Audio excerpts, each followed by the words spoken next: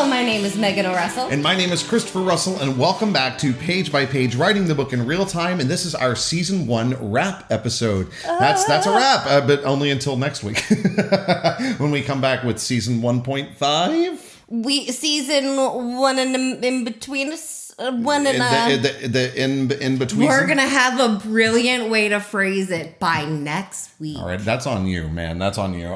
So yeah, but here we are. This is it. You have actually started as of yesterday. Yeah, I started reading, proofing it. Yeah, I started proofing the e-arc. Yes. Yeah. Wow, I spent like 6 hours proofing today. You can tell my brain is going blippity blip. But yeah, I've been proofing the e-arc. So what I do is I have a kind of fancy e-reader that has, it's like a Paperwhite, but I have like a little pen that I can write on. It's called a scribe. Yeah. Yeah, but I can write on it and make notes on it. So that's what I do is I go through the ebook, and instead of like paper marking things or using my laptop, I use my Kindle for that part, because if I am working on a project on my laptop, the clicky of the keys is so easy. So the temptation to rewrite every other sentence, because wouldn't it be a little bit? But that is not what this project is.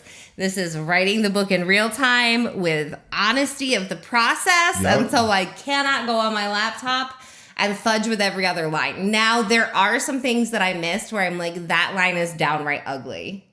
Yeah, sure. You're allowed where to I'm do just that. like, that should flip. Yes, those two words should have flipped. That's fine. It's clunky. I hate it. Yeah. So there are a couple like micro things the main like important that. thing is that the content is not really drastically changing. Like you're allowed to do some line edit type stuff. That's fine. It's little things like that. It's nothing plot wise. It's just like, this is, if I just changed 2 words around, it'd be so much prettier.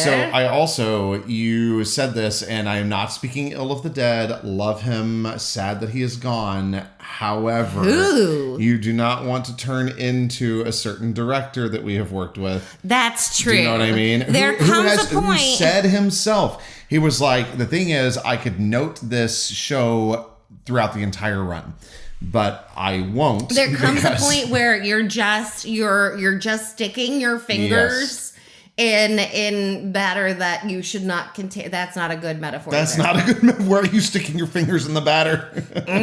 That's not even shove your fingers right in there. So I actually wanted to talk to you. Wait, are we talking about where I am on the in between season story, or are we talking about that later? Okay, that means later. We'll talk about it later. Let's talk about that later. Let's talk about it later. Well, you're the one who has the notes. I'm aware. I am here to live and let live and answer your question. But I'm really excited to talk about it, so I just need to make sure it's on the list. So no, we will be talking about that because Laurie's story, which does it have a name?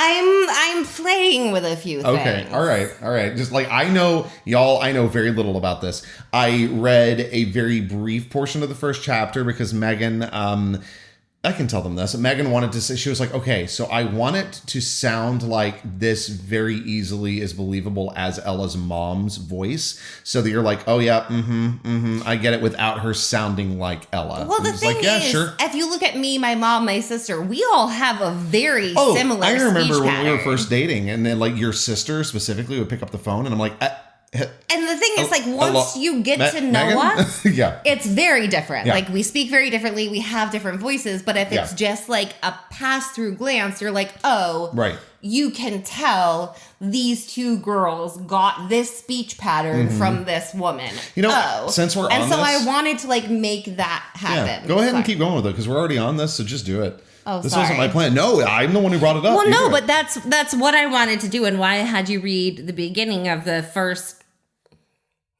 storylet. I don't know. We're gonna come up with better phrasing, but the first episode, short story. Sure. The first short story for Laurie. I wanted you to read it because I wanted to make sure that did come across that way of, I don't want to copy Ella's thought pattern, her speech pattern, because it is very distinctive in my head and hopefully on the page. but I wanted it to be similar enough that for readers, it has a similar feel. Sure. And for generational continuity, it's like, oh, yes, I get like this came from this one. Yup, I see it. So that's why I wanted to make sure that voicing worked. Speaking of generational content, oh my God, like I feel so old. You are so old. I know, right? I am not even 40 yet. Leave me alone.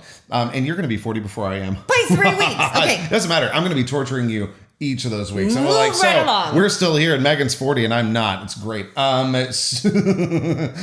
So what happened to Chris? Why isn't he with us anymore? Well, so do you feel comfortable talking about what you're doing as opposed to the visual art angle? Okay. So tell us about this. So one of the things that I like having to go with the weekly chapter for Ella, and yes, sometimes I don't have the right concepts for the art in time, and I can't. Speaking of, this bookmark looks so damn good.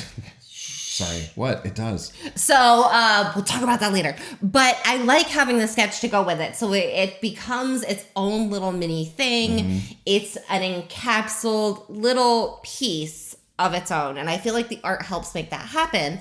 And since Laurie is not an artist, there is no sketch possibility with that. And it is a short story concept. So I can't do a lot of really extreme things with it. And so I wanted to have a sort of theme song with each episode, all period appropriate to the right time frame. The fact that they're period pieces and yet they are from our early adulthood, like, geez. But I want each chapter to have a vibe song, so that's what I'm gonna do. Is chapter is the first chapter the one that I think it is? Yes, excellent. So I want each chapter to have a vibe song. I won't say what it is, but it is a song by Pink, and I love her. I love Pink. All right, I love Pink too, which is why it ended up as the first chapter. Oh, she's amazing. But yeah, so that is what I'm doing with like the extra artistic tweak to as like the companion to go with the chapter. Are there going to be any Kesha songs? Because I love my Kesha. Was Kesha was not out in like 2006, 2007. No, she was a little bit later. She might have been a touch later, not much. Because when we were interns at Allenbury, there was no Kesha. Yeah, she definitely. Maybe and that was 2007, was she 2008. writing for Britney at that point, though? But that's still not a Kesha song. I know. All right. I'm sorry. By the way, you said little piece, so that opens up this. I'm so sorry. So those of you who he had this on the table planned for this. I did not give him an opening. No, but look, I got this from work. You were gonna be in it. I got this from work. And oh my gosh, no, I actually have to tell you guys something. Okay, so first of all, Little Piece. Little Piece is the second largest piece of Titanic. We have it at the Orlando exhibit, and it comes from the starboard side, which is this side right here, towards the aft. It's like around-ish funnels 3 and 4. I'm gonna have to now get this up, just like this video up, so that you guys can see what I'm pointing to. But here's something really fascinating about this model, and I haven't even told you this yet. So I was at the exhibit today, and while I was waiting to give my tour, I was looking at. We have a diagram in the exhibit of Titanic. It's not perfect. We know it's not perfect, but it's a really good like reference point. But on it said that the collapsibles were stacked together just beside funnel 1. But if you actually look at the model that we have out front, the collapsibles, 2 of them, I don't know which ones they are. It's A, B, C, D. I don't remember which is where, but they are actually just like touching the sides of the ship, because beyond those are the 2 cutters, which would be boats 1 and 2. They're the frontmost. So they had the collapsibles like smooshed between the not boat. Exactly. So if you were looking at this, the cutter would be hanging off the side, because they're cutters. They're literally meant to be able to drop at a moment's notice in case of like a man overboard. They're the smallest of the boats. Yeah, but even with the collapsibles. On this, it looks as though, and on the diagram, it says that they're all stacked right here. So there's 2 here and 2 here, but that's not what our larger model shows. And I think that that's more accurate. So I was just kind of like, wait a minute. So that's my Titanic foray today. Thank you so much for coming to my Titanic TED Talk. Okay, I'll set that aside now. That can be done. That can be retired for the day. Goodbye, Titanic. Yeah, you're going to have to post a link to that video so they can fully appreciate the nerddom that just happened. With that, let's funny? cheers. I didn't actually. Cheers to my husband. Speaking of starboard and port sides, Here's a port. It'll never end. Cheers.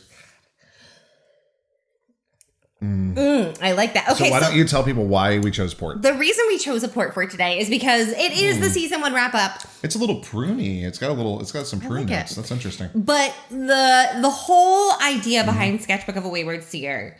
Okay, so it comes in 2 pieces. I have to start. Oh my God, I'm about to throw you under the bus so hard. When we were doing this, Megan Elizabeth, so she has not been able to finish the Chronicles of Maggie Trent series because we have not taken a trip in a while. And if you haven't read Chronicles of Maggie Trent, they're really, really fun books. I really enjoy them a lot. It's like Doctor Who meets the Chronicles of Narnia. But the first book, a lot of that is based, stop stealing my port, is based on our adventures in Thailand. The second book revolves a little bit around Tuscany. And then the third book represents actually Savannah, Georgia. There's a lot of that in there. The fourth one, I was like, oh, great. Now you can do this. And then she's like, or hear me out. I can do an entire new series. And I was like, fuck. So here we are. I'm glad you did. I loved this pivot. This was a great pivot. I love this story. So anyway, now that I've thrown you under the bus, nope. Okay, so what had happened was... Because the crush of AI flooding into the publishing world. No, you threw me under the bus. You do not get a makeup set. You threw me under the bus as a Titanic nerd. You did that to yourself. I did. But because AI has the crush of AI coming into the publishing world, that's with shoddily written AI crap books. That's with AI cover art. And keep in mind, like, for my secretarial book work, like bookkeeping work and things like that, I love AI. Like, I use ChatGPT. It's a beautiful thing that can unfortunately be a fucking problem. Yeah, but it's like ChatGPT is a great assistant. Yes. To help you research and that's things. How it should be used. As a sounding board. It's an evolution of, honestly, it's the evolution of Google. Like, it really is. Well, and one of the things that I like about it most is that there are some things that you can't phrase right on Google. Like, it's too long a question. Right, yeah. That ChatGPT can answer for you, which you really couldn't do before. Google's AI does a decent job. But yeah, it's not amazing. Like, yes, there are some good uses. I agree with this. However, the use of especially plagiarized AI material like Meta stealing a bunch of authors' life work for their AI. Purportedly. Apparently. Possibly. But probably. That flood of AI was always going to hit the market. Yes, it was. And one of the things that Chris and I had sort of a sit down about last year was, okay, we cannot compete with AI advertising. No.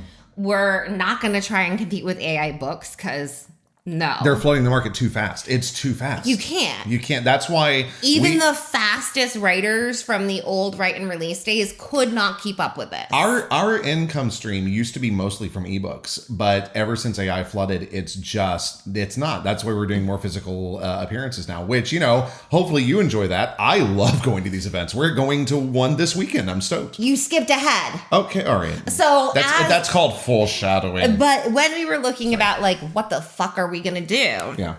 The thing that humans can do that AI can't is actually be human. Yes. So show up physically at in-person events. Yes. Share the story behind the writing because AI doesn't have one. No, it doesn't. Share extra insight into the story because AI can't do that. No. And so we started on this idea of how can we create a project that is something AI cannot replicate? Yeah. That helps connect us to readers in a human way that cannot be duplicated. We are a person, you are a person. Mm-hmm. We want that connection. That's the goal. Yeah. And so we already had this thought in mind, and then we went on our trip to Portugal. Yeah. And what happened was... No, sorry. What had happened was... Thank you. What had happened was... I was very, very jet-lagged and very, very tired. Yes. And we went to this wonderful garden that has this thing called a well of initiation. And it's literally... Hold on, I'm going to say it right. The Quinta da Regalera. That's it. I'm going to have faith in you on that one. But it's literally a spiral staircase that goes down into the ground with each level representing... I want to go back. Shedding your old self to find the true spiritual center. And it has a lot to do with different religions and tarot. It's so pretty. And I'm saying it all wrong because there are scholars who like just study this well. It's so pretty. It's so cool. And yes, looking at how Sketchbook of a Wayward Seer is currently presented to you... You're right. What the fuck does Ella have to do with this well in the ground? Yeah. And so we haven't really touched on it in this book, and I could do a blog post about it. A little bit about the Sibyllary. And this is not a spoiler. Like the Sibyllary exists. I'll put together a blog post about it. Yeah. But I wanted this place for people who are almost too in touch with everything that's coming, too in touch with the future, who need this place to strip away everything else so that they can see what they're truly meant to see. Mm-hmm. I liked this idea as the Sibyllary, as what you're going to do with seers, where you're going to put them, because it comes to a point where a seer can't actually function in society if they're that strong. It's not going to work. So how does the actuality of that happen where, okay, they are seeing too much. They can't separate. Where do we put them? Yeah. Or where do we train them? And that's where the idea for the Sibyllary came in. And then breaking it out of that to be like, okay, because in Megan brain, I'm like, great, there's mainstream. Fuck you, mainstream. What do we do? And then it came the idea of like, okay, this is what life as a seer outside of the Sibyllary would be. So in a very roundabout way. My God, this is just Enna all over again. It's Enna all over again. That's what it is. Is that I had the idea for the Sibyllary and how it would work and the training and all these things. And I was like, but what would your life be if you were like, fuck that, I'm not going? Yeah. And that's where Did she make the conscious decision not to go, or did her parents? Her parents. Yeah. Sending her away was never an option. Was it ever something that she was interested in? No. Okay. All right, cool. She has been raised to not go to the Sibyllary. That is not something they do. Okay. So, yeah, was there anything else you wanted to talk about with Laurie's story? Because I'm not sure how we made the leap over to talking about the Sibyllary and the ports and all of that stuff. We leaped it. You can say leaped, but we say leapt. Leapt is in our style guide. By the way, if you are an author, develop a style guide. Trust me, it helps so much. We lapidarated oh my God. Laurie's story because we were talking about voicing. Right. And so I cut forward on your list. So what was next on your list? Okay, so I'm going to back up a little bit. Okay. You just started reading Sketchbook through. And this has kind of been one of your hairs is stuck to your glass. Got it. So you just started reading it through from the beginning, which is something that you've been very nervous about. And I wanted to know, like, how do you think it's going? So far, I'm really happy with the story. Good. So far, I haven't found anything that I'm like, oh, fuck, I fucked myself over without realizing it. No, I would like to think that one of us would have caught that. I would like to think so too, because I took a lot of notes and was very careful, but I still have the anxiety. Yeah. So far it's going really well. For me, personally, as an author, normally when I'm writing, I like to separate my chapters out into smaller chunks. Yes. Yeah, well, it's great for pacing if nothing else. Not that that's why you do it. But normally I like 2,500 words. Yeah. Because to me, as a reader, 2,500 words is like 12-minute read. And so that to me is like, okay, perfect. Like I can sneak in another 12 minutes before bed, no problem. Yeah. But because of the format for Sketchbook of a Wayward Seer, and because we're getting one episode, meaning one chapter a week, I couldn't really do short chapters. Right. So all the chapters ended up being like, I think the shortest one might be like 4,000 words. The longest one is probably 5,500. Yeah, that sounds right. So significantly longer than a chapter I would normally write. Yeah, I mean, that's why this is the longest novel you've ever written. But the thing is, and again, I can't speak to this because I haven't read it from the beginning yet. I'm waiting for you to finish your proof so I can do my proof so you can do another proof. This is why, by the way, the books go out so damn clean. We're very diligent. But what was I going to say? Oh, but it never felt like a slog. Like, I never felt like you were wasting my time. Like, it didn't feel like an episode. Yeah, all right, I'm gonna fucking go here. Hot take. It didn't feel like the Negan season of fucking Walking Dead. Christopher! No, fuck that first episode. Fuck it to hell. I hate that episode. Sorry. This is the opinion. This is not the opinion of the author. It's what made me fall off of a show that I had been watching for seasons and I know, but I might end up on a dystopian panel and I don't want to get skewered.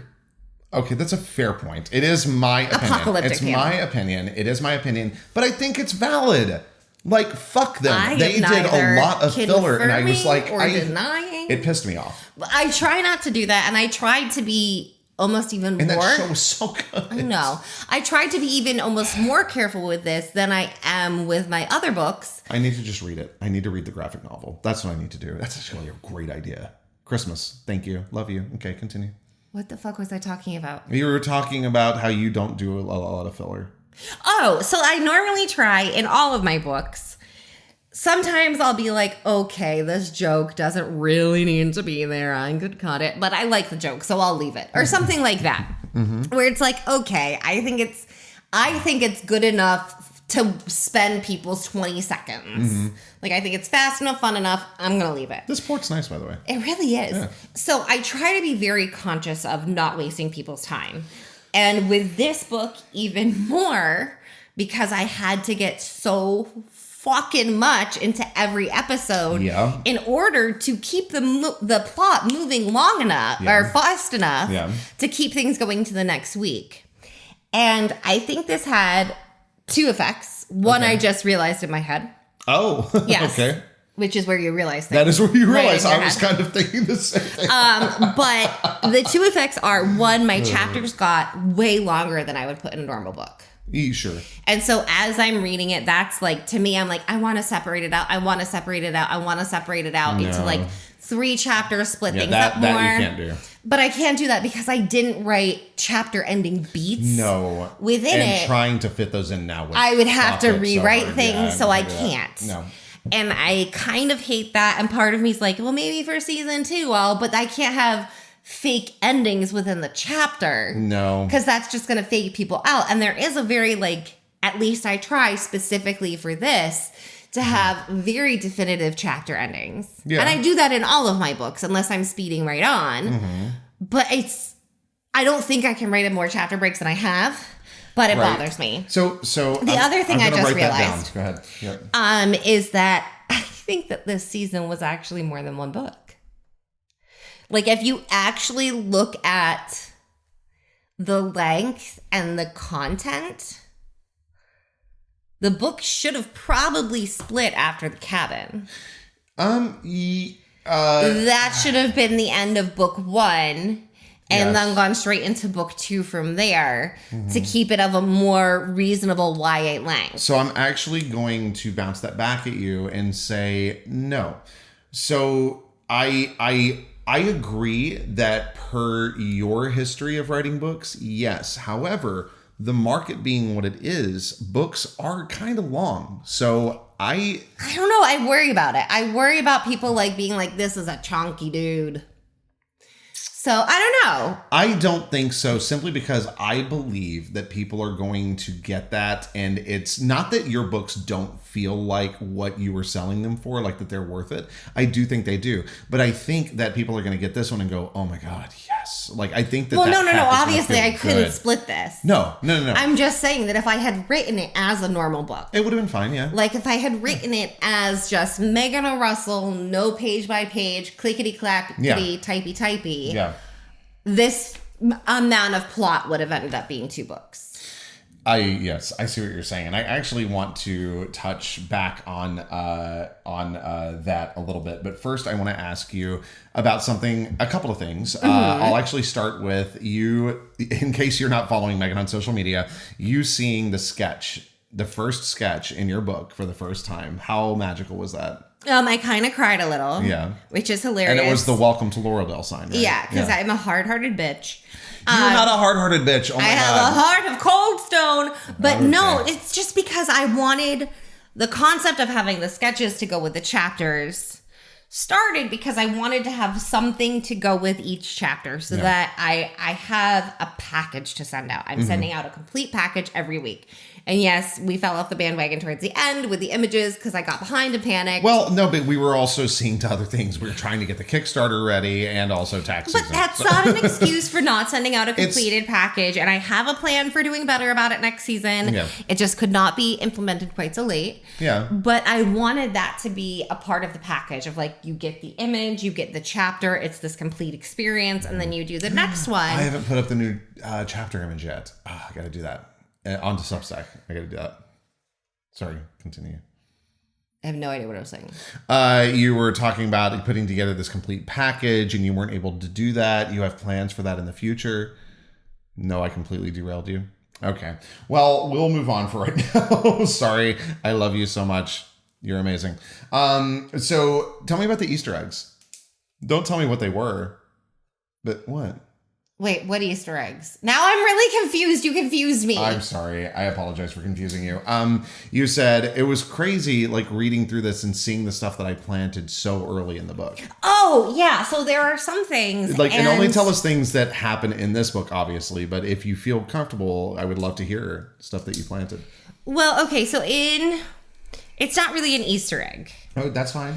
But the easiest one that I can give with no spoilers is that when Ella at the beginning of the book is in Principal Harrison's office, having a moment, she's fixating on the shitty fake wood of his desk.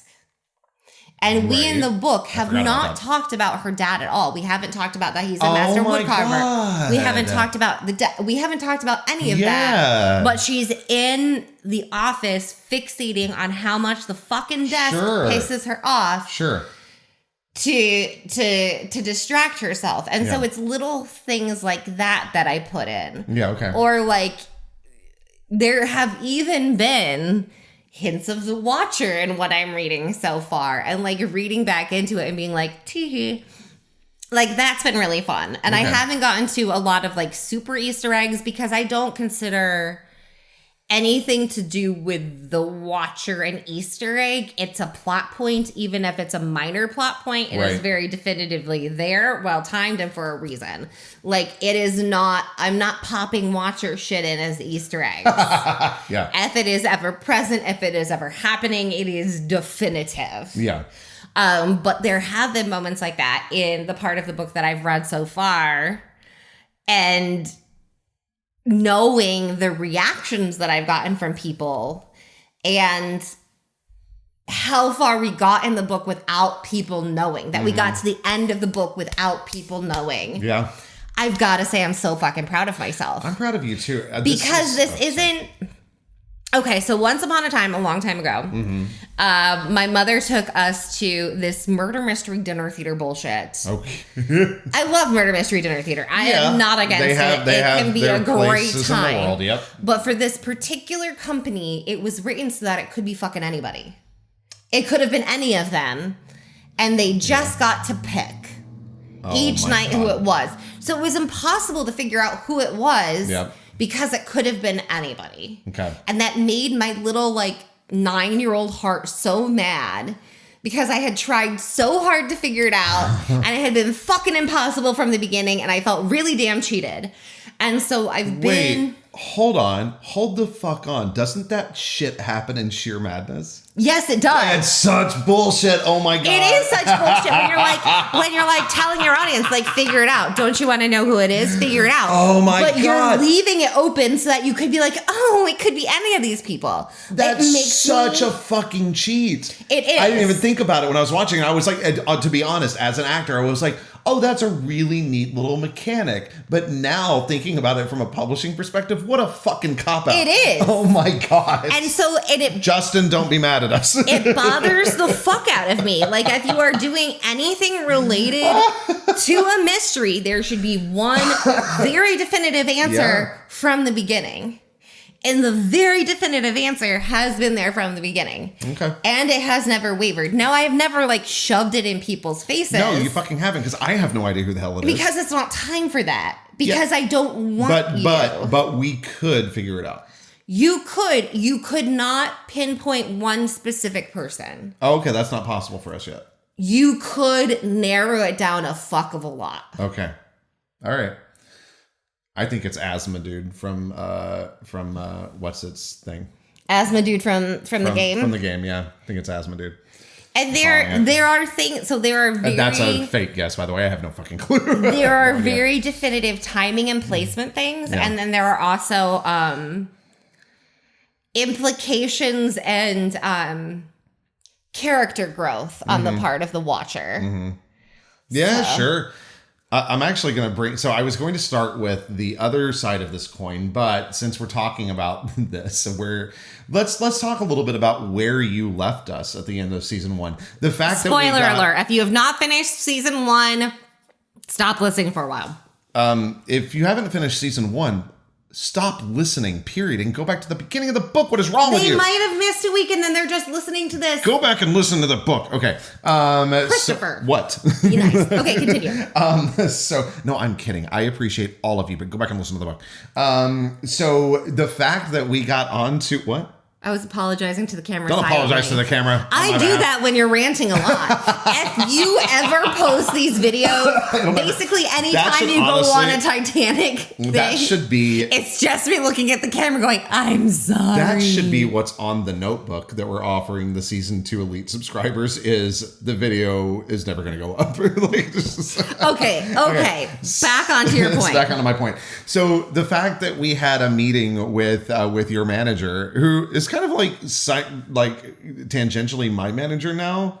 Yeah, because he manages the podcast. Yeah. But he the first thing he said was, "Okay, who is the watcher? Tell me." I didn't tell him. No, Megan didn't tell him. I don't know if it was because I was there. Well, okay, and the thing is, another living soul besides our babes, who I love my cats, but they cannot speak. Yes. Nobody knows but me. Right. Yeah. However, you have the password to my computer. Yes, but I'm not going to do that. Yeah, but if I randomly dropped dead, yeah, you have the password to my computer. Okay, this is the kind of relationship we have. And this is going to get ready to clutch your pearls. Certain people in relationships, we have each other's email addresses like on our phones. Like we have our emails on our phones. I can read all of Megan's emails. She can read all of mine. No, it is not for some weird freaking reason. It's just that's how we've always been. Like we're okay. So I guess it is weird, but we're weird. Well, we were together when phones could start having email. Yeah. So we actually shared an Apple ID for a very long time. We since stopped that. I don't even remember why. Oh, because you were getting tired of all the games I was downloading going onto your phone. So I was like, I'll just do my own thing. I hate it so much. We might switch back. I don't know. Anyway, what? You are in rare form. Am I? Is this not how I always am? Alonzo. Okay, great. No, continue. But it was just very funny to me. The fact that he was like, yeah, no, tell me who the watcher is. And no, I'm not going to go into your computer and find out who the watcher is. Well, no. I'm saying that if I died. Oh, then I'd be able to then the information is available. Yes, so like, and then I will take over writing it. I will be Brandon Sanderson to your Robert Jordan. No, what you would have to do is get really drunk every episode. Ooh, maybe I can get Chloe Gong. No. You have to tell all of it as a drunken history episode. Oh, no. Yes. Who's going to interview me? You're going to interview yourself. Bubba will interview me. Yes, it's going to be the weirdest social experiment of grief. To my point, how do you feel about where you left us, you bitch? How do you feel? Christopher! What? I'm kidding. I say this with all the love. How dare you leave us in such a dark place? No, I actually feel like it wasn't left in a dark place. I feel like she got left in such a hopeful place. I mean, okay. It's very confusing. For Ella. Yeah. Her life is not currently in danger. None of her friends are actively dying. I don't trust the watcher. I don't like it. Well, no, I mean actively in this moment. Sure. Her life is not actively in danger. No, but... None of her friends are actively in danger. Go ahead. So really, for Ella, she's doing pretty well. Okay, for Sybil Seer Ella. But then she's doing pretty well. No. I'm not saying that Caleb's doing well. Sidetrack here to the fact that she now has this weird... how do I say this? Like almost commitment level connection to Caleb that she didn't have before because he killed somebody for her. And then she's having visions about fucking Jason. Not like fucking Jason, but like fucking Jason And in a level of need and want that I can't see outside of like Anna and Adriel. Like I just the fuck. Like okay, so you left us in a place. Okay, maybe not her. Yeah, I left her in a good place. God, I left you in a shitty place, okay. But I'm the author. It's my job. Okay. And the thing is, I'm also not leaving people there very long because we start the next season in 5 weeks? Yeah. Ish, yeah. All right. So how do you feel about where you started Ella's story? I can't think of a better place to start her story than you did, but I want to know like how, just to juxtapose how you felt about the ending, which you are very happy with torturing us. We now know. I mean, we've known that for a while. Well, no, the book was always going to end that way. I don't care. That was there from the beginning. That's torture. Before I came up with Ella's first lies, the vision with Jason was happening. Oh. Wait, what?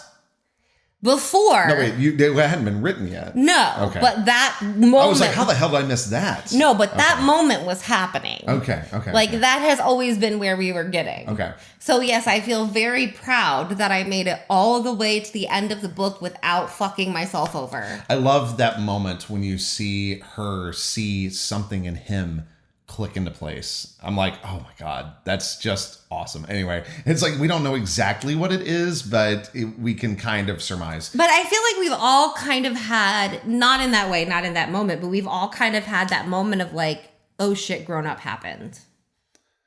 Yeah. Of like your brain figures something out. Sure. Whatever it is, whether it's loving someone, protecting someone, responsibility, mortality, whatever it is. Yeah. I think growing up, we all have that moment where something in our brain just locks into place and everything that used to be in that quadrant is fucking gone. Yeah. And this new person is there. Right. And that's part of growing up. Yes. Like you're supposed to have those big, oh wow, aha moments. Yeah. Unfortunately, his had to do with explosions and a seer. Yeah. Like most people's are a little bit less dramatic, but we all have those aha moments growing up, and his was just big. Okay, so now to go back to my juxtaposition here, how do you feel about where you have Ella at the beginning? Like now that you have gone back to the beginning, how do you feel about it? Didn't you already ask this question? I asked you how you felt about the beginning of the book. I'm now meaning like the project itself. Like how do you feel about the... What? Continue. I'm just trying to figure it out. Okay. What I'm saying? Okay, so think about where you left Ella. How, in contrast, do you feel about where she begins this journey? So not how do you feel about the beginning of the book, but the journey itself. I think it's been interesting because I've never started with a character who is so actively in pain. Yeah. See, this is the stuff I was talking about. Yeah. So she is so actively suffering at the beginning of the book that really, when you find her at the end of book one, she's kind of better off. Which is weird for me. Like, I actually improved her situation. Yeah, you did. You're right. I didn't think about that. Because she has people that she is willing to fight to stay with. Yeah. She has a bed that she calls her own. She has a schedule. She has people who noticed she was missing in only a few hours. Yeah. She wasn't gone that long before they came looking for her.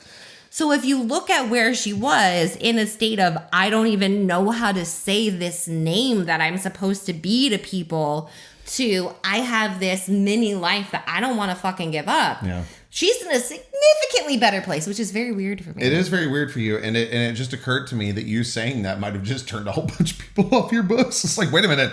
Well, she does what to her characters? Not at the end of the series. I'm just saying that if it's the end of book one, chances are I'm going to get them to a pretty good little place. And then I'm going to be like a Marvel asshole and be like, you got to come back now, don't you? So I'll always end a story arc. Like it's like this one. There's something I want to say so bad. I ended the story arc for this book because really the end of the story arc for this book was finding Clara's body.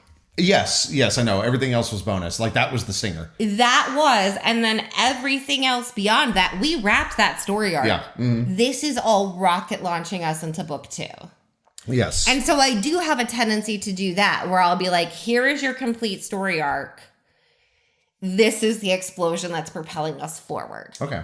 But I always try, and I hope I succeed, to complete the arc that we are in that book. Oh, you do. You do. It's because there are some authors that don't. They just like drop you mid plot line, and you're like, why did the book stop?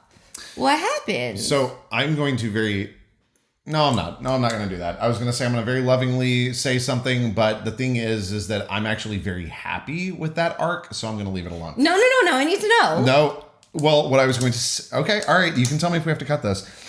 Because you know my position on this. Uh-huh. You know my position on this. You know, I'm pretty sure Brittany has the same position on this. Nope, never mind. I know what you're going to say. So that's what I was saying. We're not going to talk about it. So anyway...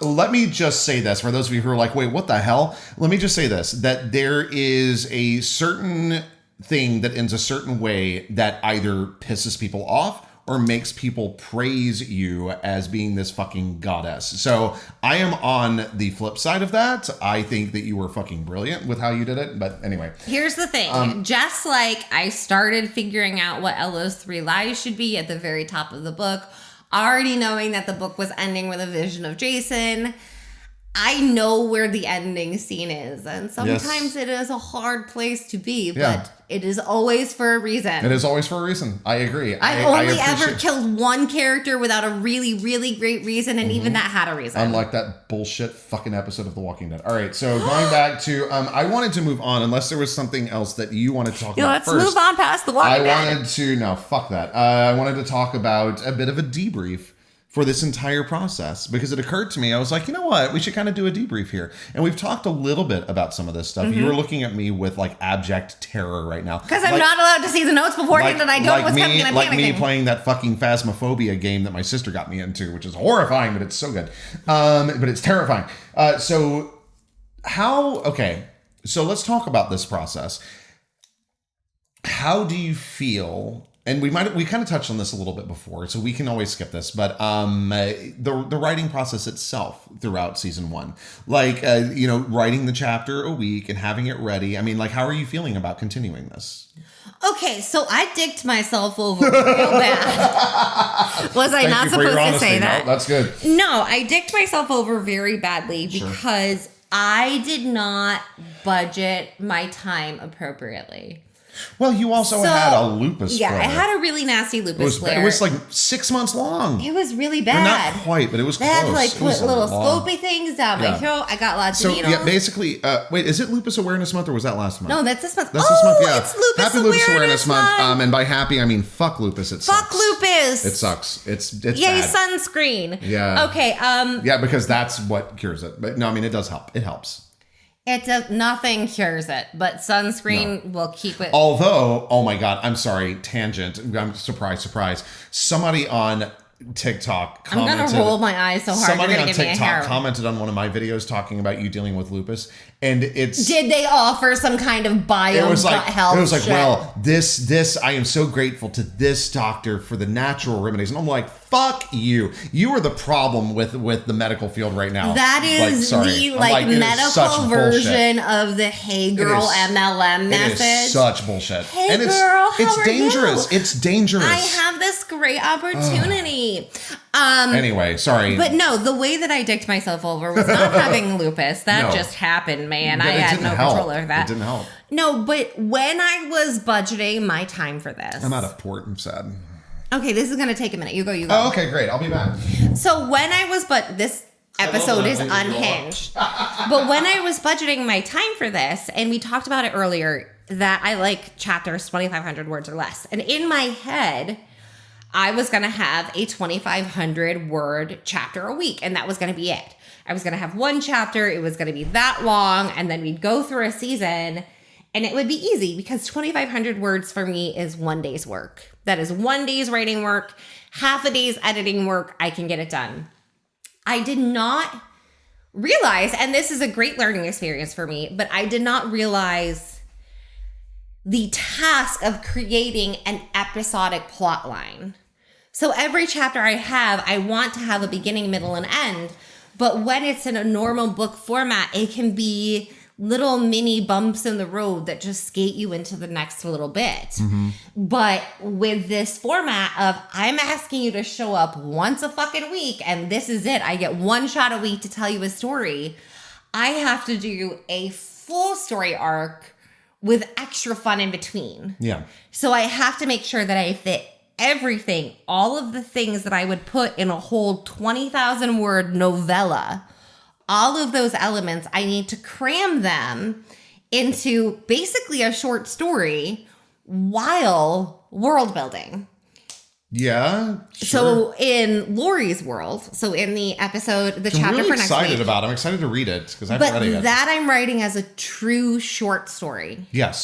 So for Laurie's story, which is not going to be called that because it's bothering me. God, I love it. Laurie's story. I kind of want to call it Love L. Like love, comma, L. Because that's how all of it's signed. Little Miss What's comma L. Sorry. Now we can't do that. Yep.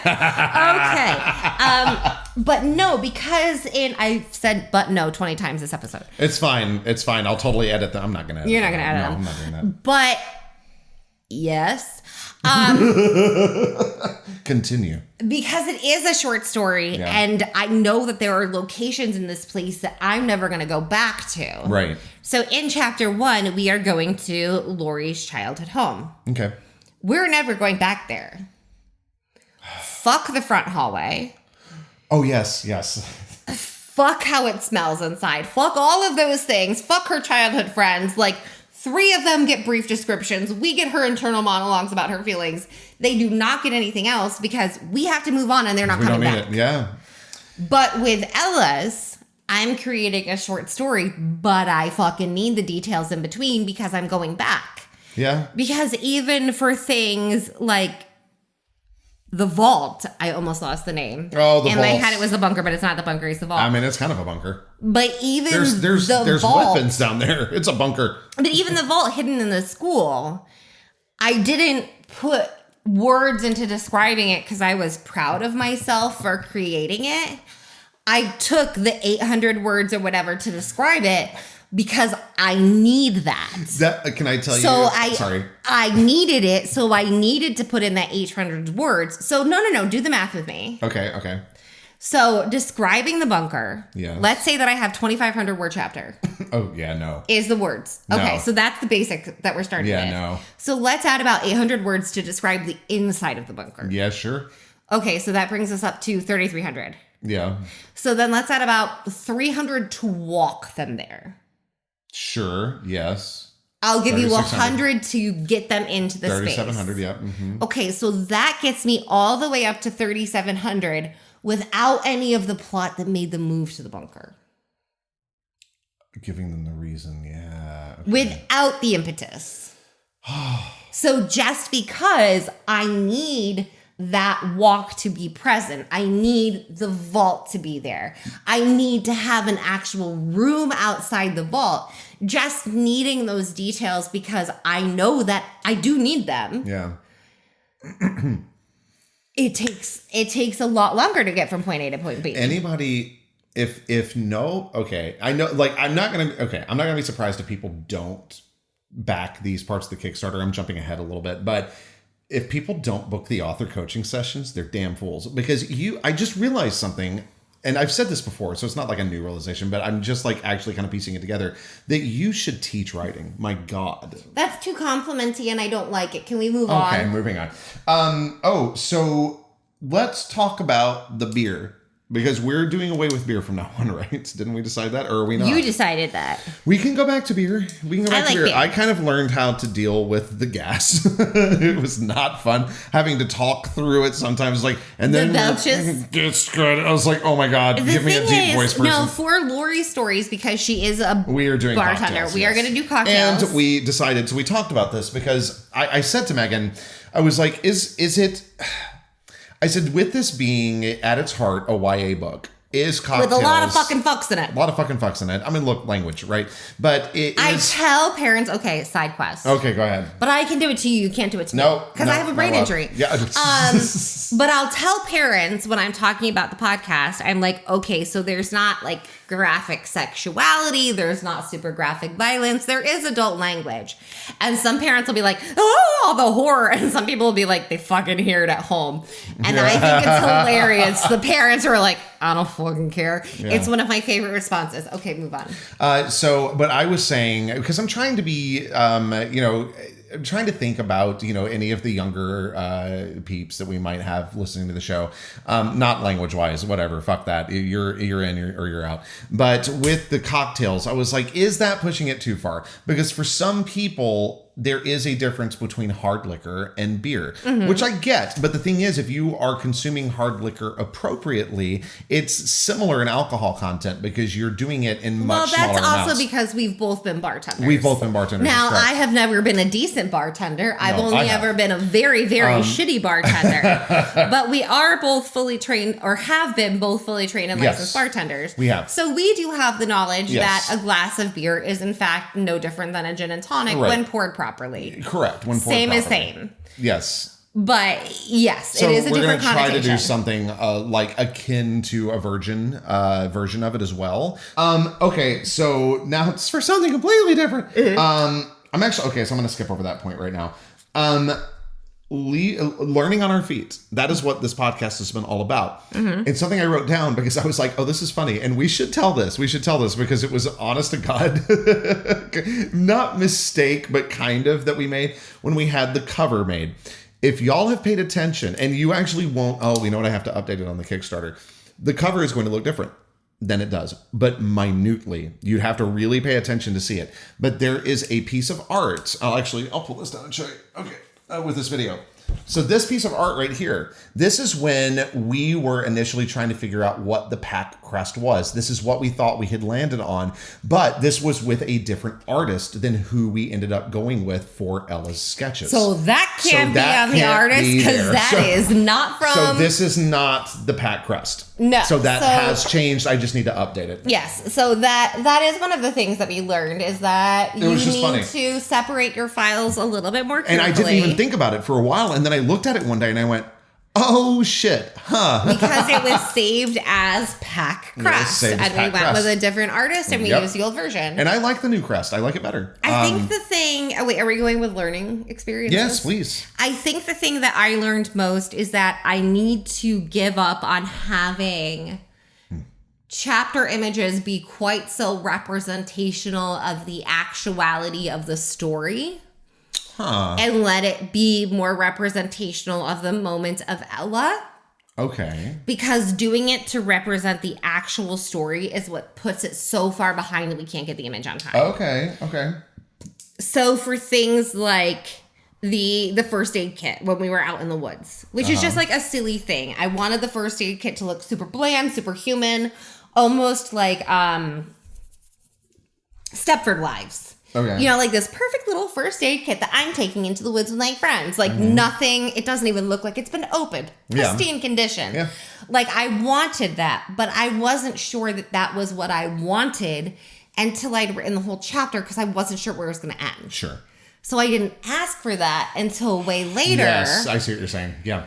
And I think that that's a mistake I made is wanting them to be so spot on with the moment. Okay. When I could have had it be like a red Solo cup with a straw and like an umbrella in it or like something stupid. Yeah. Like I could have had it be something stupid teenage party-ish. For the yeah. Yeah, like it could have been a red Solo cup. Clearing. What is it called again? A keg. Yeah. What's that? The rendezvous. The rendezvous. Sorry, thank you. It could have been a bonfire. Like, it could have been a lot of different things. I was like, the clearing is something she keeps seeing in her vision, which I'm very specifically have to be a first aid kit. Right. And I think I need to let that go. Yes. Because we're never going to get the sketches on time if I do that. Yeah. And honestly, there are some in the book that ended up being my favorite where I did let it go. And I was like, in this moment, one of them is there's an image where it's a girl sort of being cocooned in tree branches. Which is so pretty. And I picked that before the scene, before I wrote the chapter, because I knew I was going to need to order early that week. And it actually came out beautiful and became one of my favorite pieces in the book. So I think I need to let that happen more often. I think that's a great idea. Last thing I want to talk about in the debrief, and you can bring up anything that you would like, but I just think it's I have a postie. Let me check my postie. All right. I'll cover my postie after yours. Okay. I love how you have like a list and a sheet, and I have a post-it note. I still have 3 things, but they're all relating to the Kickstarter, which is like exciting stuff. So I'm excited to get to it. I'm actually going to pivot back from something that I just erased because... No, because we had to snap on something because I said something. I was like, oh, I feel like we're going to have to cut this out. So another part of this learning process that I had actually scratched out, but this made me change my mind, is when to snap versus when not to, because we're trying to make this, as raw as possible, but there are actually things we can't talk about. Well, there are also things where it's like, we went on a tangent and it's like, okay. Yeah, and it needed to go. We don't need everybody to go with us. No, yeah, exactly. You don't need to hear that much about Bubba, my cat. But I think that we've struck a good balance. Like, honestly, when I've listened to, because I always master this. Well, you do what I do, like with the chapters. I'm like, yeah, it's true. I do. I like cut out. I'm like, no, you don't belong. Bye bye. And you do that with the podcast episodes. I do. So that's been fun. I think that has been good, and I'm assuming I'm attributing that a lot to the fact that we have edited so many novels, over 30 so far, and because we're both actors, so we know when things are superfluous, right? I don't think you know. I'm gonna be so proud of you that you think you're good at that. How dare you? Because every nerd rant you've ever... Don't! But every nerd rant you've ever gone on says distinctly otherwise. Yeah, but you know what? It adds content. And it's good shit. All right. So back to what I was saying before we snapped.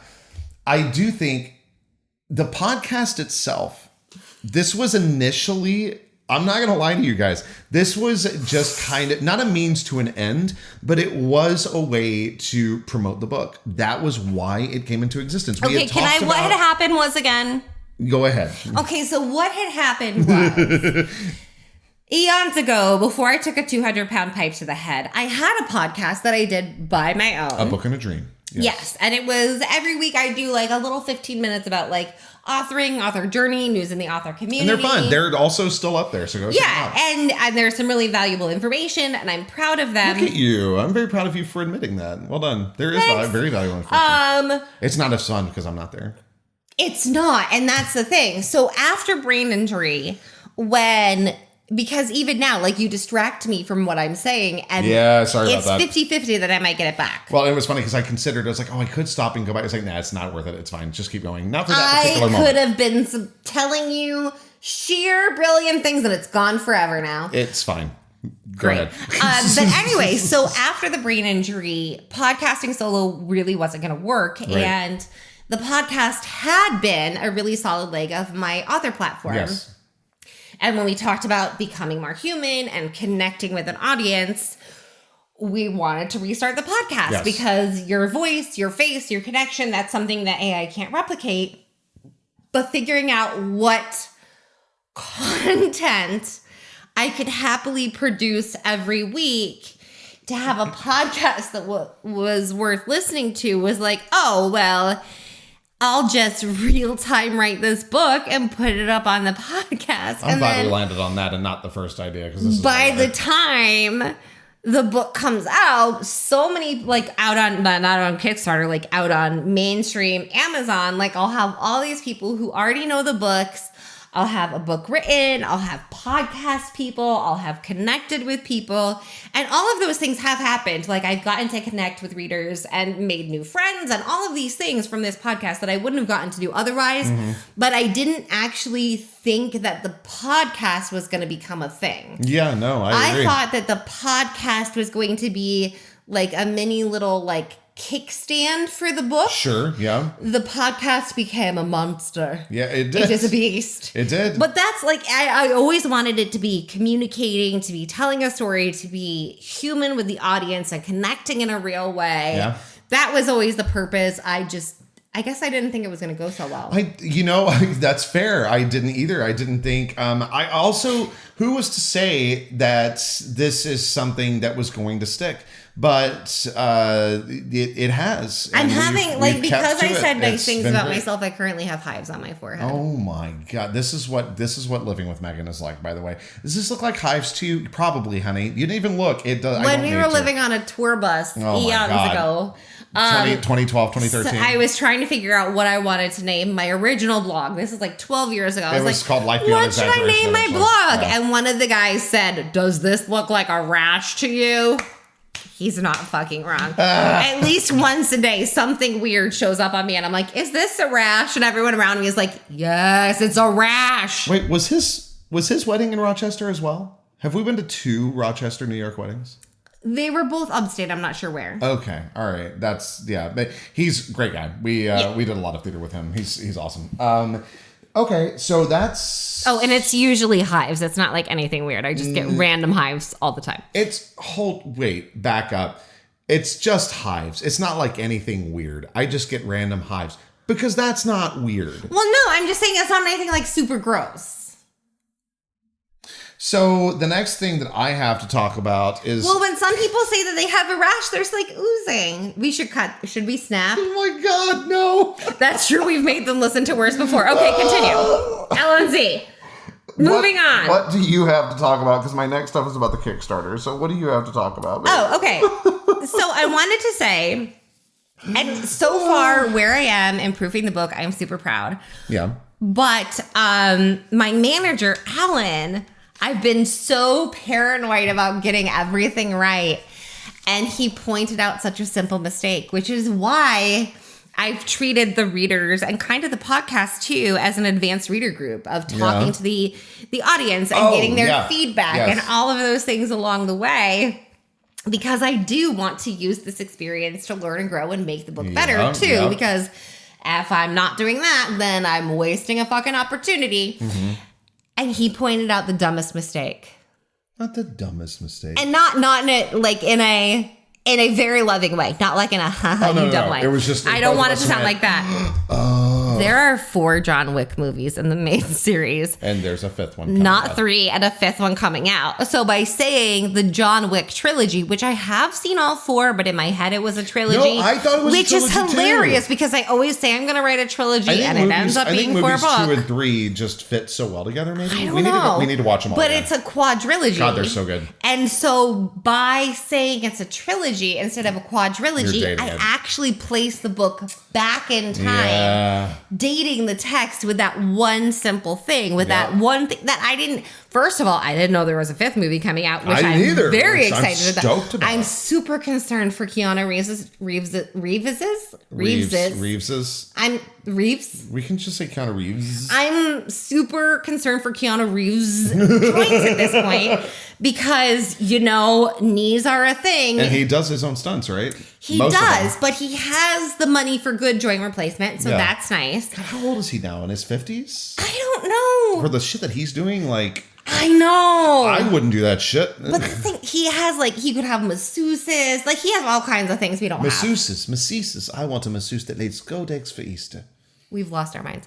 But I didn't know that was coming out. And that was something that I didn't realize would date the book. And that's something that I do try to keep an eye on. And in this case, it was just I made a pop culture reference without doing my due diligence. I'm a John Wick fan. I got cocky. But that is something that I will say because I did want this podcast to also be like a learning experience for other authors where when I inevitably fuck up, they can learn from it. And that is a fuck up that I want to share with you guys is that when you make a pop culture reference, no matter how well you think you know it, do a Google.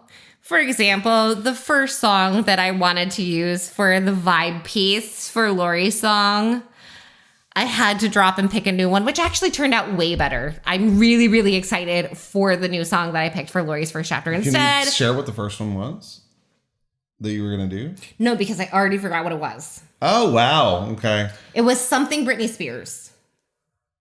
All of the boys and all of the girls are wanting to If You Seek Amy? No. Not Toxic. Toxic would have been around that time. But anyway, it was something. And then I ended up... By the way, I totally dig Britney Spears music, and I'm not ashamed of it. All right, continue. Some of her music is amazing. And the thing is, you can't... And some of it's also written by Kesha. I know. That's the thing. Is if you're a Kesha fan, then a lot of her songs ended up with Britney. Kesha. Oh, I love Kesha. But anyway, so picking that and making sure I have the right time frame, that's just something that a lesson that I forgot for a moment that I would recommend other authors keep in mind is if you're making a pop culture reference, just do the extra Google, because I'm sorry, guys. Don't worry, that is a line I am fixing in the book. Because that's an easy fix. Quadrilogy. Yeah, it is. Which is a funnier word than trilogy anyway. It is. If I can have Jason say quadrilogy instead of trilogy, it actually ups the ante. Are you okay if I pivot to the Kickstarter now? Wait. Or do you have other things you want to mention?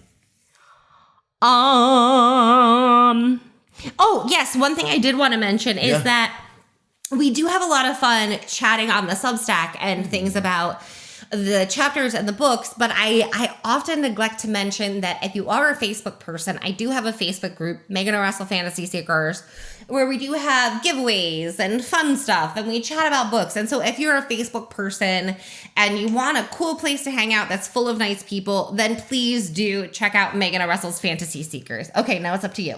Sorry, I'm looking at Babs. She looks like she wants to jump. Come on. Is Babs going to join us for the podcast? Come on, baby. No? Okay. No, she's hungry because her dinner time is in 11 minutes. For Pete's sake, babes. Oh my goodness, she's flooping. So Kickstarter, I just wanted to bring up a few cool points. So first of all, how did it feel to have your Kickstarter funded in 4 days? Like someone was lying to me and it was going to disappear and everyone was going to tell me it was a joke and I was punked and I wasn't cool enough. We're a little over $100 away from our next stretch goal. Like it's going I know. Well. Yeah. So thank you guys. Speaking of, thank you to the friends who've been supporting us. Like it's been so nice. And, I mean, it's always fun to watch people who we don't know support too. But baby, you're stuck on my pants. Okay. Babs. But that's been fun too. And what's been really exciting for me is seeing the people who are supporting the Elite season 2. That is cool. Okay. That has been really cool. With the Kickstarter, and I wanted to mention this too, because I've had some people say that they would love to back the Kickstarter for Sketchbook of a Wayward Seer, but everyone knows dollars are hard these days. Yeah. And a special edition illustrated hardback sounds super intimidating. Yes. And I do want people to know that there is an ebook version. So yes, if you want an ebook of Sketchbook of a Wayward Seer that has all of the illustrations, that version is available through the Kickstarter. Mm-hmm. It is there. If you are like, dollars are hard, that option is totally available. Trust us when we say we see you. That's not just us, like we see you. I want that to be available for you. And that all of the tiers, so if you get like a paperback, a hardback, anything like that, comes with the ebook, because the ebook is going to be released for the Kickstarter people way before it's released on the June, right? Yeah. So it's going to come out there way before it goes to the ebook platforms. Mm-hmm. So that is available. I do want people to know that option is absolutely there. The other thing that I wanted to mention is that we did have a request for someone who wanted to get a illustrated hardback and to do a season 2 page-by-page sponsorship, which comes with the really cute shirt of Sweet Baby Meanie, who is a cat with a little page-by-page logo. And a sketchbook. And a sketchbook that features some of Ella's art pieces in it. So that's there. Do you want to tell them what happens on the back of it? Or do you want it to be a surprise? No, it's a surprise. Okay. But so there is a combo pledge level that's available that has the season 2 page-by-page sponsorship and the hardback. So that is an update. The other update that I wanted to give people is that, so we do, if you are on the Kickstarter now, there is a very cool new piece of art that went up today. It is for the John Wick chapter, which is hilarious that we were just talking about John Wick. Oh my God, it is. Yeah, so that is also there. And then we already hit our stretch goal 1, which is a full scene sketch. Yes. So if there is a full scene that you would love to see sketched for the Sketchbook of a Wayward Seer Illustrated Edition, let me know. And then we're almost to our second full scene sketch. Yes, and then from there, we get to move on to some really other fun, neurotic world building things. Yes, we do. Are we talking about those right now? So what I want to do. Yeah. And we should crowdsource this. This is a great idea. Okay, yeah, sure. Okay, so what I want to do, if we get past our second stretch goal and onto our third stretch goal, which if you don't know Kickstarter, it's an all or nothing platform. So when people back your project, you have to hit a certain funding level in order for the project Which we've already hit, so it's going. We hit that. And then beyond that, you can have stretch goals. So it's like, okay, if I can get this many more backers, then I'll be able to add this cool thing. Mm-hmm. And so we added one full sketch to the illustrated edition, which does count in the ebook. Yes. And then we're most of the way to another stretch goal, which will be another full sketch in the illustrated edition. And just so you guys know, we're going to hit that at $1,250. So that's at $1,250. We are very close. We're just a little over $100 away. So I fully believe we're going to hit that one. So what I want to do is... Do we have a price point for this one yet? We need to price it out. No, I need to figure it out. Okay. I do. It's just not on me. Okay. So what I want to do is create a logo for the Argo. Yes. And create a recipe for the Argo. So it has the Argo logo on one side and the recipe for Ella's favorite rolls on the other side. And the thing is, like, I love food and books because I love imagining eating good things. The problem is I can't make good things. I can. So you don't make rolls, you make biscuits. I can make... Look, just because I'm from Tennessee doesn't mean I can't make rolls. You've never made a decent one for me, so I'm not trusting you. How dare you? Did I ever never make you the yeast rolls? Those are so good. I know you don't like yeast rolls. All right. They are biscuits. Yeast rolls are not biscuits. They are soft and floofy. Biscuits. So if you are a baker and you're like, I have a perfect roll recipe, that would be great, and you'd like to send in a suggestion, please let me know, because I got really cocky and put in a baking recipe without actually having a recipe. No, I'm going to go ahead and I'm going to experiment with some stuff. I'll come up with a good recipe. Fuck yeah. Okay. That's all for my postie. Is there anything else from you before we wrap up? I'm trying to think. I don't think so. Yeah, that was basically all. Yeah, that's all I had. So wait, I can finish with my stuff now? Yes, go ahead. Okay, so. Right, okay, I'm back. I got it. Sorry, I forgot for a second. So, for my event people, I am going to be at Philly Fan Expo soon. And I do have, if you are going to be at Philly Fan Expo or at the Geekdom Con, which is right outside of Philly, I made these really cool bookmarks with the Ella sketches. Excuse me? Okay, Chris made these really cool bookmarks with the Ella sketches. Yeah. So, if you're there and you want an Ella bookmark, hit me up. I have a bunch of them. Come see me at Philly Fan Expo or the Geekdom Con. Other than that, I am officially confirmed for YA by the Bay. In Tampa. For Once Upon a Con and Dragon Con, Space Coast Book Lovers. So I have a bunch of events coming up. Please do check on the website.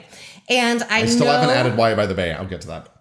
I know that there is a lot of negativity going on in the book world about book events right now. And I will say that there are some author reader events that are a scam where people will be like, pay $250 and I'll make this fairyland ball for you. We don't go to those. And those don't happen. We haven't been to those yet. And we know the ones we're going to this year are not that. But I would encourage readers and authors before they put down hundreds of dollars to go to a special event. Yeesh.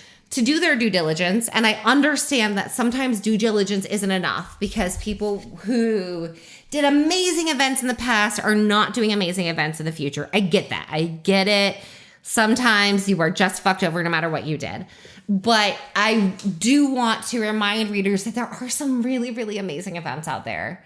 I got to do Coastal Magic. They do a murder mystery dinner show where the authors are the actors. So all of the authors have these scripts in their hands and they're running around performing this murder mystery. What is this? At Coastal Magic. Oh. You're running around performing this murder mystery dinner show. That's right. With this script in your hand and the readers are watching and it's authors who I was the only actor among them. They were great, but I was like, did you just actor quote yourself? Get the fuck out of here. Well, no, because some of them tours. But some of them were very good. I don't care. Yeah, but I don't want to call them not actors. Because I would say they were actors. They just weren't were they professional actors? No. Then say professional actor. So I was the only professional actor. There you go. Actor. That's an easy way to But it was amazing. Yeah. And then at Space Coast Book Lovers last year, they did this under the theme gala. Mm-hmm. There was a flash mob with things people had practiced.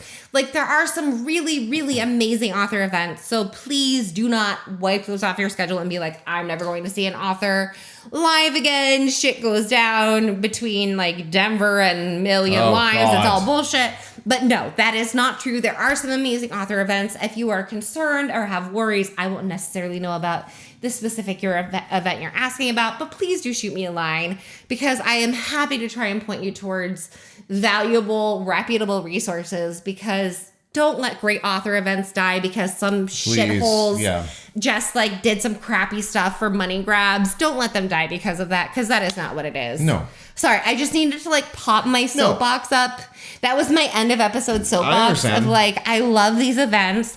I love going to these author events because I get to like do panels and meet readers and hang out at bars and play board games. And then there's like this fancy Saturday night event where I get to wear a fancy dress and have like a drink. And then I get to go home and cuddle my cats. Yes. Like, this is a great time for me, so I don't want these horrible experiences to steal that from everyone else. Also, I was going to go ahead and explain something that I said. When I say professional actor, I'm not saying that pro means better necessarily. For instance, if you're sports fans, you will well know that amateur sports events, like college events, are oftentimes way better than pro. So just throwing that out there. It's just that you're the practiced. Experience level of walking into different. a room, someone handing you a script and saying, "Good job, you." You're like, "Well, I've fucking been here before." Yeah. So for other people who that's not been their lives, you literally have. I literally have On a professional stage. On a professional stage. And so the thing is, like, there were other people there who were superb performers. I have too. Exactly. But they haven't had that experience. Oh my God, in the same fucking show. I know. I didn't even think about that. Yep. Holy shit. But the thing is, with most authors, the concept of being handed a script 20 minutes from now, mingle in the room, giving away plot points. For most people, that's going to cause a comical amount of anxiety. Oh, sure. Not a panic attack. No. But enough flustered for great hilarity, which is exactly what happened. Great. I was a little too calm because I was so like, this is normal. I did not match the other energy. Oh, which could actually not be as fun. Because it was so normal for me that I was like, why is everyone, what's happening? Like, why is this a thing? Like, it was too normal for me. And so I think I almost brought the fun down. That's actually really fair. Yeah. Sure. But there were amazing actors who did a great job. They're just not pros. Yeah. They just didn't have that, like, okay, cool, what am I doing? They didn't make a living doing this. Yeah. That's the only difference. Which is why I'm like, actor.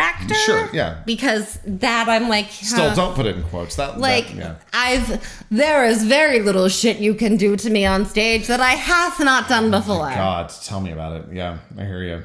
Okay, did you have anything else? Full Monty comes to mind. No, I do not. Oh, you mean when you were G-string in front of my mother? Yeah, that happens. Or when you were actually naked on stage, except for shoes and socks, and the light cue was late, so everyone in the audience saw your penis? Which is, it's being in the audience and knowing 5 men?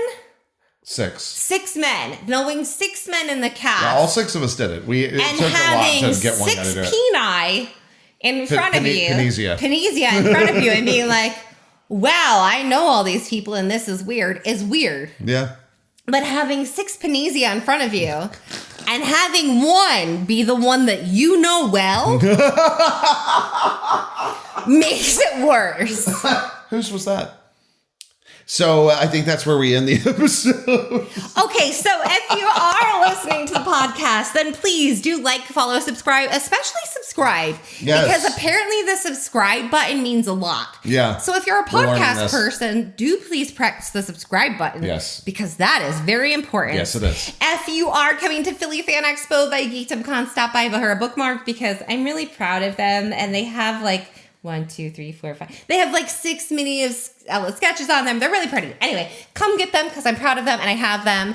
And yeah, next week we will have the first part of Laurie's story, which will not be called Love L. No, Little Miss would come L. Okay, do you have anything to sign off with? No, all I have to say is, as always, thank you for reading.